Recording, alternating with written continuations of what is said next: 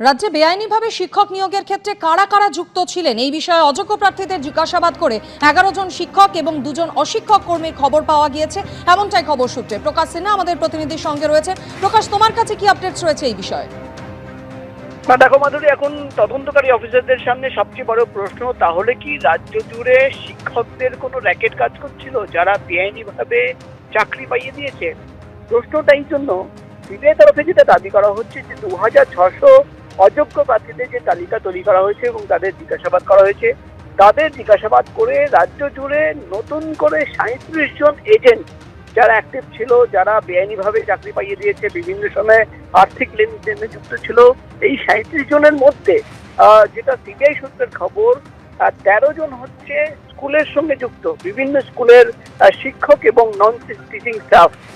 এই 13 জনের মধ্যে 11 জন শিক্ষকরা রয়েছেন, যেটা প্রাথমিকভাবে সিবিআই সূত্রের খবর। 11 জন শিক্ষক এবং 2 জন নন টিচিং স্টাফ যারা কিন্তু স্কুলের সঙ্গে যুক্ত ছিলেন, তাদের নাম পাওয়া গেছে এবং তাদের বিরুদ্ধে মারাত্মক অভিযোগ যে তারা কিন্তু বেআইনিভাবে চাকরি পাইয়ে দেওয়ার যে র্যাকেটটা অ্যাক্টিভ ছিল রাজ্য জুড়ে বিভিন্ন স্কুলে, তারা কিন্তু কর্মরত।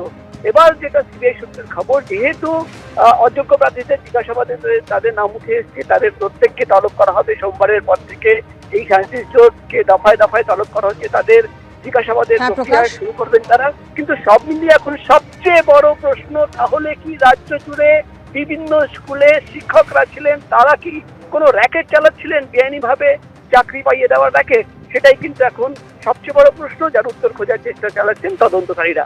মাধুরী, ধন্যবাদ প্রকাশ।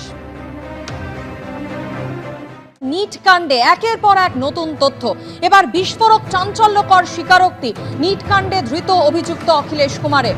তিনি যেমনটা স্বীকার করেছেন, বিস্ফোরক দাবি করেছেন যে নিটের একদিন আগে প্রশ্নপত্রের সঙ্গে উত্তরপত্র মিলেছিল এবং গোটা বিষয়টি 40 লক্ষ টাকায় রফা হয়েছিল বলে দাবি করেছেন ধৃত অখিলেশ কুমার। এর পাশাপাশি তিনি বলছেন নিট পরীক্ষায় উত্তীর্ণ হলে তবে টাকা দিতে হবে, এমনটাই জানিয়েছিল সিকান্দার।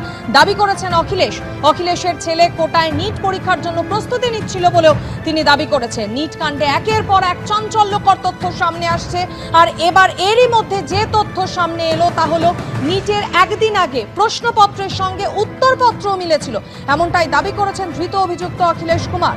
এবং গোটা বিষয়টি 40 লক্ষ টাকায় রফা হয়েছিল। নিট পরীক্ষায় উত্তীর্ণ হলে টাকা দিতে হবে বলে জানিয়েছিল সিকান্দার, এমনটাই বিস্ফোরক দাবি করেছেন অখিলেশ। কোটা থেকে নিটের জন্য প্রস্তুতি নিচ্ছিল তার ছেলে, দাবি করেছেন অখিলেশ কুমার।